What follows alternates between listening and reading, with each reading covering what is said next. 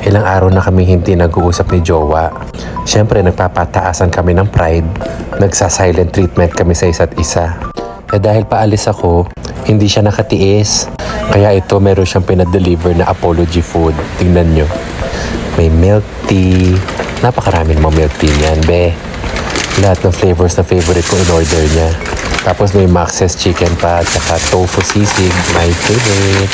Kaya ito, kausapin natin siya. Apology food ba yon? Ha? Ano yan? Apology food ba? Hindi.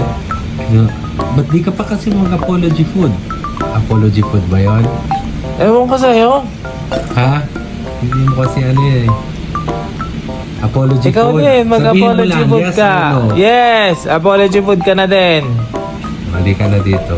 Tapin mo na ako. Dali ano. Diyos ko, pagkain lang Ayusin pala. mo yung buhay mo. Mali ka rito. Ayusin mo yung buhay mo, Diyos ko. Hindi ka na dito. Wala May nga apology food ka na. Ikaw, yung ano, ibigay mo kal-ate babe yung dalawa dyan.